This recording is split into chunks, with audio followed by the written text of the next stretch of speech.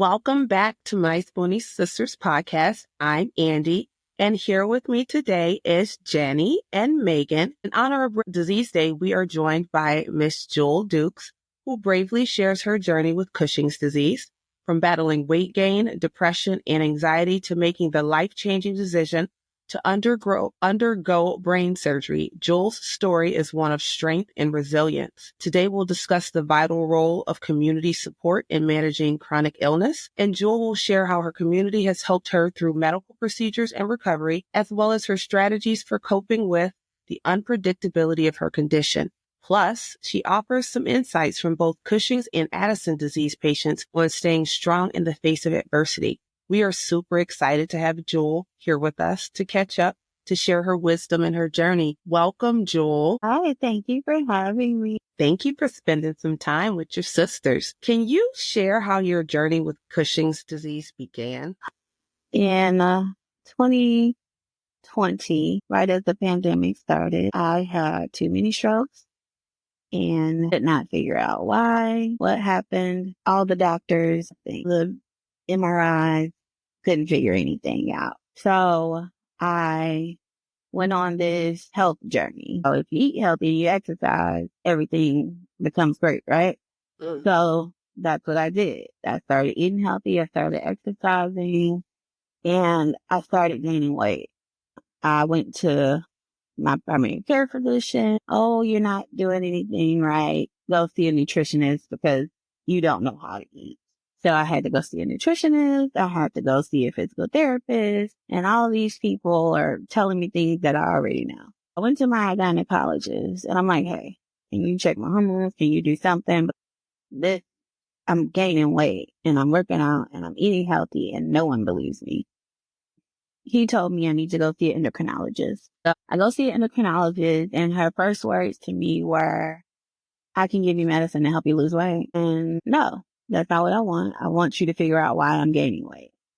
So she's like, well, there's this test we could do, but you'll have to come back on Monday to do it. So I have to take a pill on Sunday night and come back in Monday and have a blood test. It was a cortisol test. When they tested my cortisol, she called me back and she said, well, did you take the medicine? I'm like, yeah, I took the medicine. My numbers were astronomically high. It was supposed to be at I can't even remember the normal level, but mine was a 16. And I think it's like 1 point something is where it's supposed to be. So she's like, well, I'm going to send you to get an MRI. I went and got an MRI and it showed a tumor on my pituitary gland. So what she told me was, well, we'll just watch it. We'll wait and see what happened.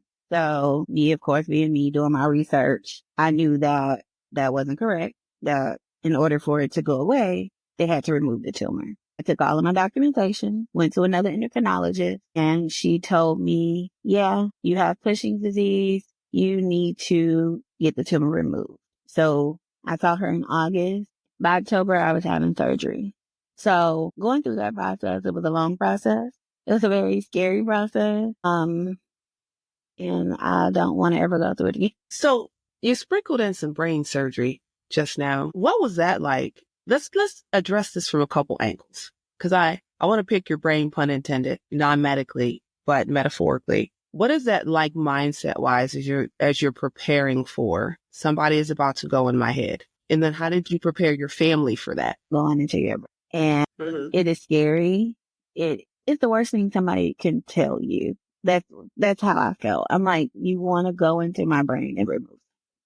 But from what they told me, well, we'll remove it and you'll be fine. Everything will go back to normal and you'll lose all the weight and you'll be good. Well, that didn't happen for me. So in my mind, I'm like, okay, I can do this. This is going to help me. It's going to help me get better. This is fine. My husband and I sat my children down. At the time, my son was 5 and my daughter was 14 at the time. We sat them down and told them, hey, I'm going to have brain surgery and mommy's going to need some help. Daddy's going to have to help mommy with trying to heal and recover. And I need you all to be big kids and help Doug. I don't know if they really knew the severity of what was going to happen. Yeah. What role has community support played in your journey? My goodness. So when I first found out I was sick, I wanted to go on and tell my story and all the things I thought about. And I was like, well, I don't want people to hate me, or I don't want people to tell me I'm lying. People can be very mean on the internet sometimes. And I didn't want that. It took me a few months before I finally decided to get online and share my story. Since doing that, I have been met with nothing but love. It's been a big part of my healing, being able to talk to people who have my disease, or being able to talk to people who understand what it's like to be sick. Because having a chronic illness, there's no way a person who has never been sick can understand. So being able to have that community and have people to talk to was vital for me. How do you manage both the physical and emotional impacts of your condition? Sometimes I don't. Sometimes it manages me, but I used to be a person who did everything. I would rip around and have all the energy in the world. I could do all these things and help everybody. And what I didn't realize was because I had cortisol surging through my system. I had no pain. I could do all the things, and I was superwoman.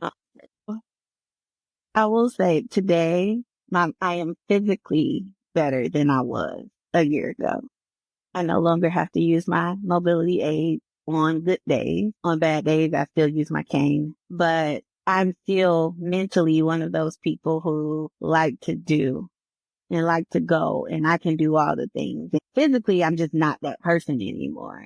So my body tends to let me know when I've overexerted myself. I don't like when that happens. I don't like when my body has to tell me, okay, it's time to sit down.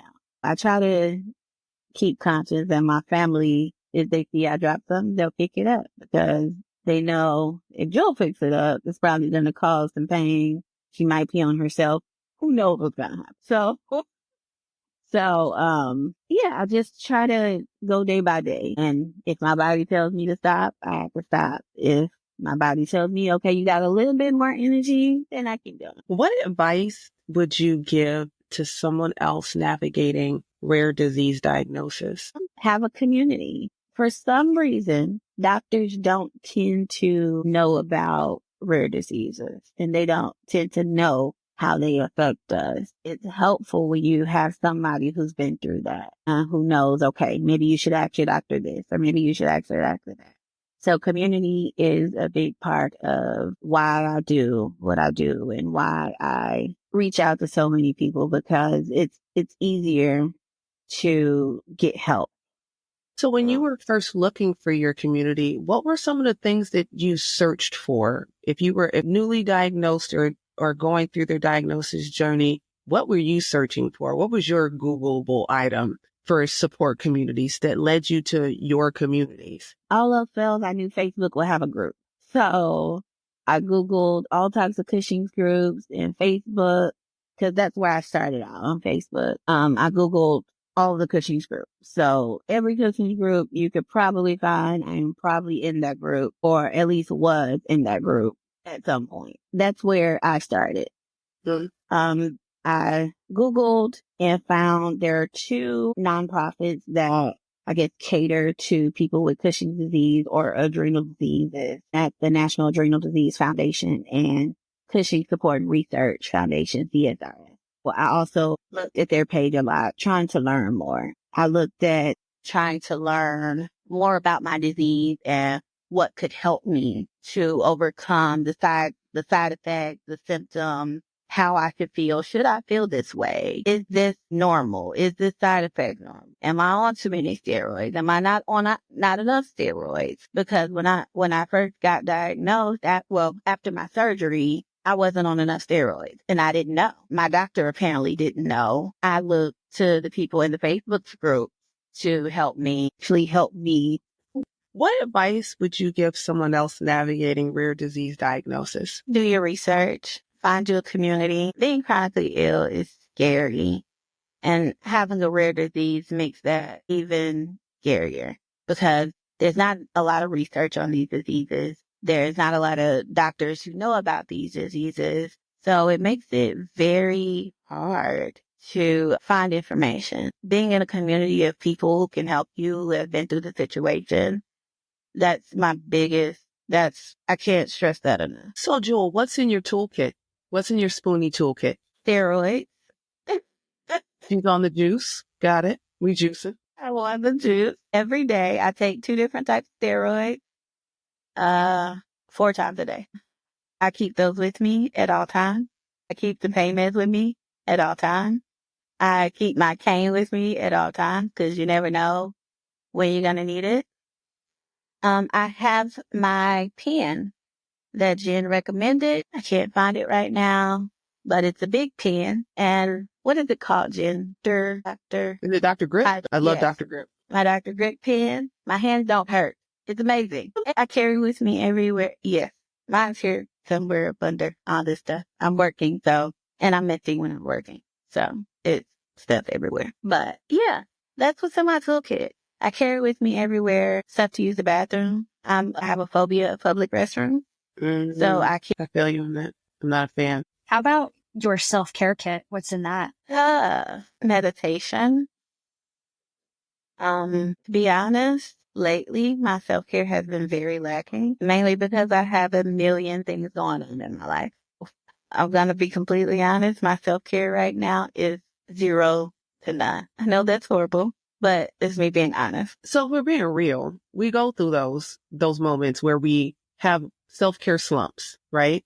That was a great segue. I just came out of a self-care slump. Ebbs and flows. You have the energy for what you have the energy for. And sometimes that self-care looks like you were still. Maybe sometimes not due to our own wanting. Sometimes our body makes us be still. And that is what self-care looks like for us on that day. But yeah, you gave your body the rest that it needs. Yeah. Self-care can look so different depending on the day and the season of life that you're in. There's one topic we didn't really dive into at all. So not only do you have Cushing's, but that's not the only thing you have. Can you tell us a little bit about that? I have lipedema, which is a fat disorder.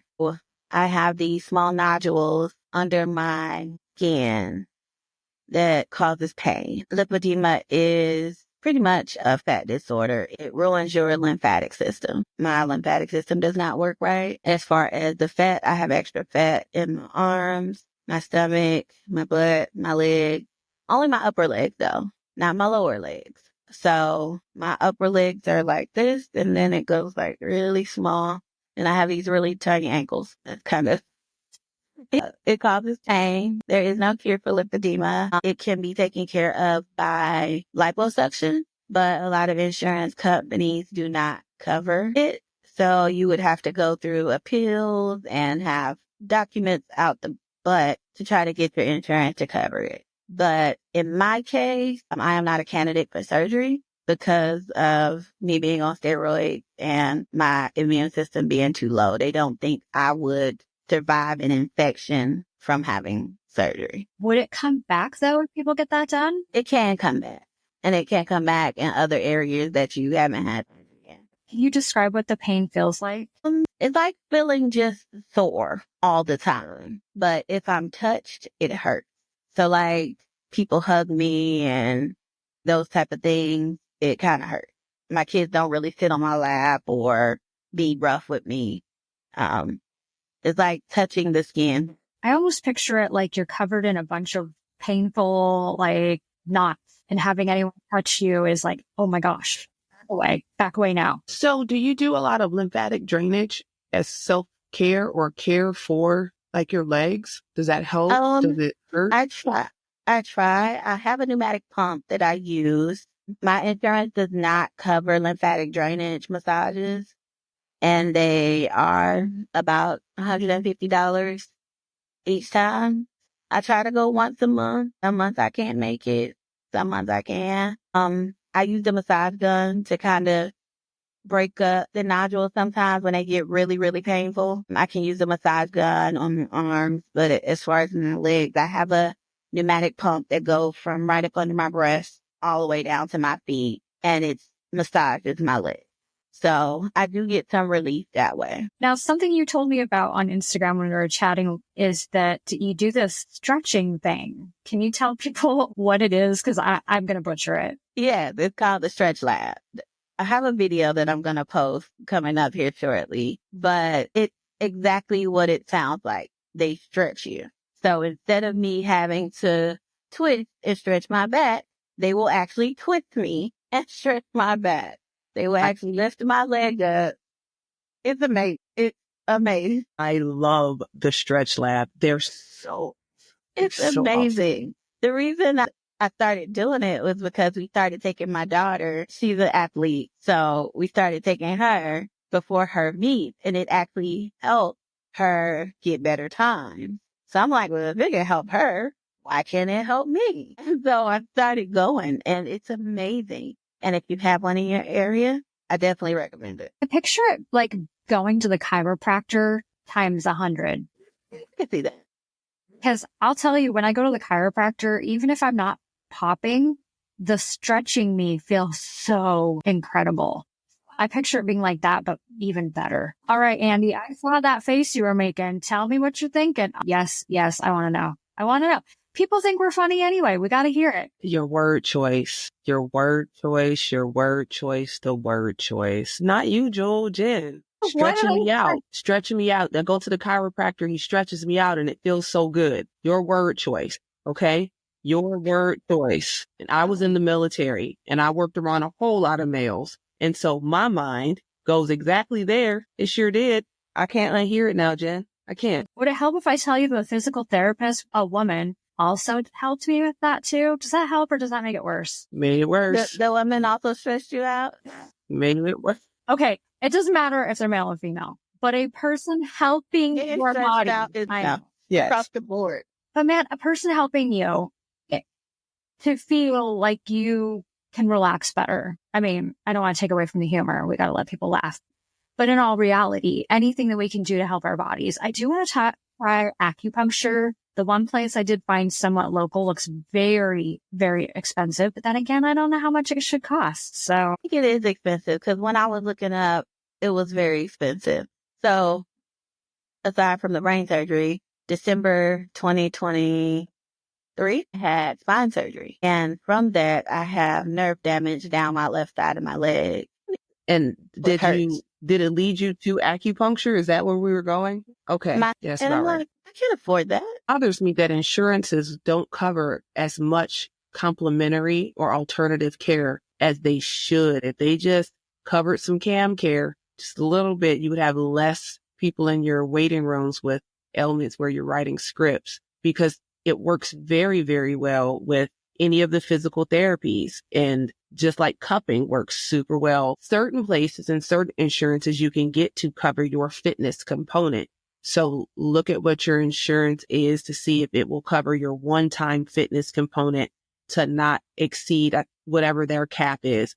But they have written it in such small print now that you don't know what's there, but they may or may not cover a one-time holistic anything. But it is expensive to not want to be on a bunch of medications for stuff. Yeah, but see, if they covered that, then you get well, then they don't get money. Ding. There you go. There you go. One thing that I think is pretty cool is, if for the elderly anyway, they have a thing called Silver Sneakers that covers a gym membership. Yeah.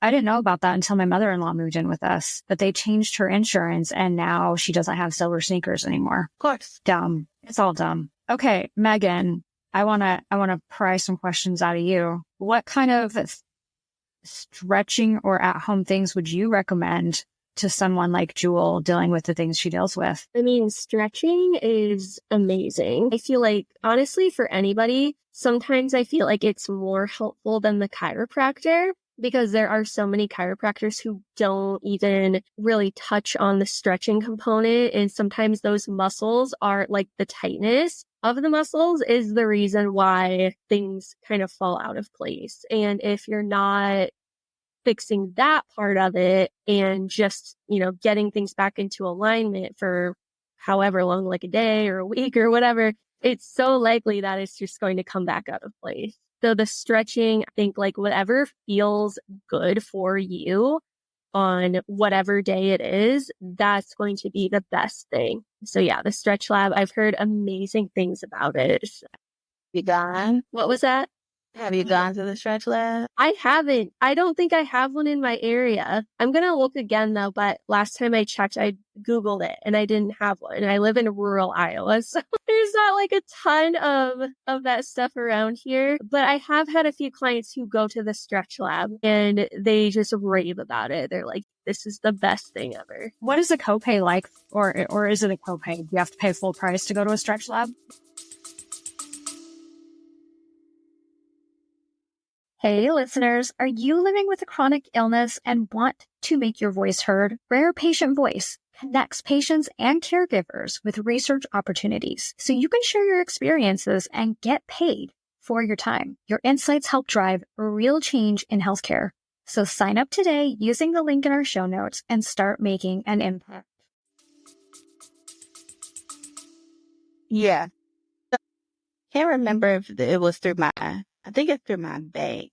They have a program where you can get discount. I ended up getting a discount, and it was $130 a month for stretching once a week, which was not bad. I thought you were going to say 130 every time. Okay, so way better than I was thinking. Okay.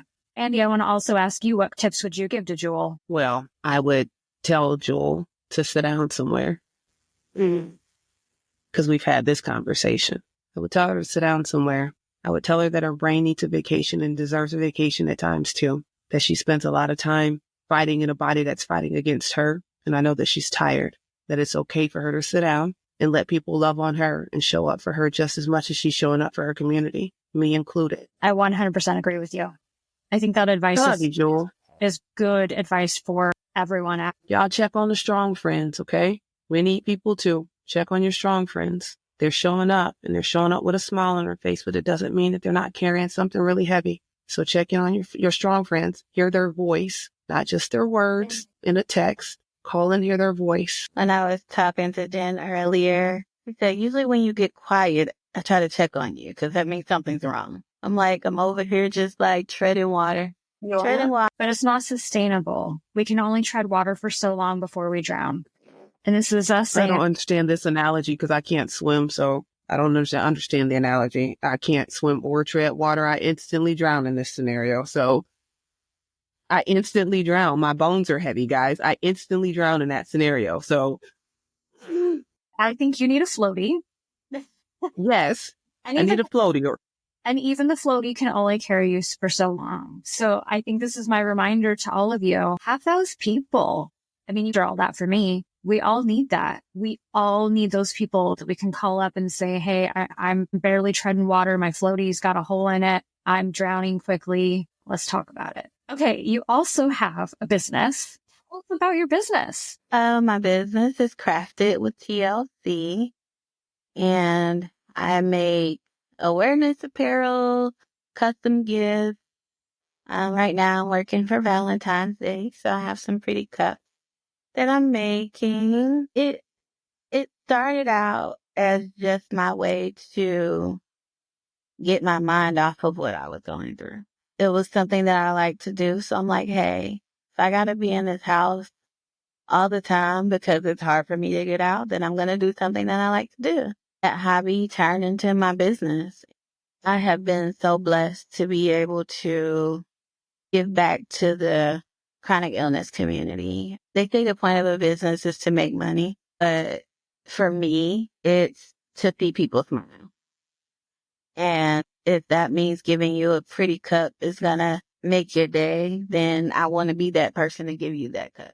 So for me, it's just seeing people happy and seeing people enjoy the things that I make with them. I think it's also a good break for you to get away from the thoughts in your mind about what you're struggling with and your pain. You might still be in pain as you're creating these things, but it's a healthy distraction when you're capable of doing it. We all don't always have the capacity to do the things we love and we enjoy, but when we can, man, what a wonderful distraction that is. Oh yeah, it helps. It definitely helps. Even to the point where my husband like, Joel, I can tell that you're in pain. You probably should get up. I'm like, if I can just finish this one thing, but it's definitely a distraction and it's helped me. To be honest, I couldn't tell you where I would be without me starting my crafting business. It's helped me mentally. It's helped me physically. And it's just something that I love to do. For Valentine's Day, are you running any specials with Crafted with TLC? I am not running any specials. So the way it works, my business, I cannot promote every holiday. I cannot. So unfortunately, no, I don't have any specials going on for Valentine's Day, but everything on my website is there. I don't think my prices are astronomically crazy. I don't believe in that. Like, if you want something nice, you should be able to afford it. And if it's not gonna hurt me, then I'm on for it. So yeah, I just try to keep up with what I have going on right now. I have a few ordered. So I wasn't able to get to Super Bowl and I wasn't able to get to Valentine's Day. But with me being chronically ill and still having to run a business, I try my best to do what I can. Yeah. Y'all, if y'all don't go out to her socials and check it out, because she does random stuff at 11 o'clock at night and it's always fire. It is always fire. And I'm like, go to sleep, but then don't go to sleep because then I won't be able to see these things that you're crafting. But it's always really dope things, guys. Thank you. Do you have any fun Rare Disease Day projects or designs that you're working on? I do. And this is a surprise. So excited. So I can give away one thing. I will be on Charles MediHealth based out of Chicago. It's having a Black History Month program, I guess. And I will be speaking live for Rare Disease Day. And I'm very excited about it. She is a supporter of my business and I'm definitely a supporter of hers. So if you don't know Sandy Washington, get to know her because she's a amazing human being. She has a wealth of knowledge for chronic illnesses and insurance companies, and she's helped me with so many things. And guess what, y'all? She does it for free. So, that is what I'm doing. I do have some items that I'll be coming out with for Rare Disease Day. So I'm getting those together, trying to get those posted here shortly. But I am very excited. I celebrate Rare Disease Day every year, whether it be balloons or get a cake or something. So I'm excited to see what this year brings. Yay, I'm so excited. I know that we've met each other and connected, obviously, through the Mindset Support Group, but it's been so amazing getting to actually hear all of your story, and your resilience just shines through, and you're such an inspiration and a source of light. So I just want to throw that out there. Thank you. I love you all. Like you said, the mindset group, I try to attend. My brain doesn't work like it's supposed to. I try to attend when I can. And Jen, if you message me, I try. I'm like, I can't remember stuff. And, but I love getting to talk to you all. I love getting to work with you all, and me working with Andy with Village Tree Health, which is another nonprofit that I work with, and Jen now coming on Village Tree Health. I'm super excited, and you guys have no idea how much you mean to me, and I truly appreciate you all and all the love and support that you all give to me and the chronic illness community as a whole. I love you. I just love you. I hope you know that and always remember it. I'm a thug for real. You're not going to make my eyes sweat. I'm too tender to cry. We love you so much, Jewel. Thank you. Well, thank you for coming on and sharing more of your story. I know we've had you on the podcast before, but it's been, almost 2 years now? I don't know. It's been a bit. So hopefully this was a deeper dive now that I've gotten to know you better. I hope we were able to cover more and share more about it. So thank you for your time and for sharing so much and all the advocating that you do for the rare disease community. I know everyone appreciates you. Well, until next time, don't forget your spoon.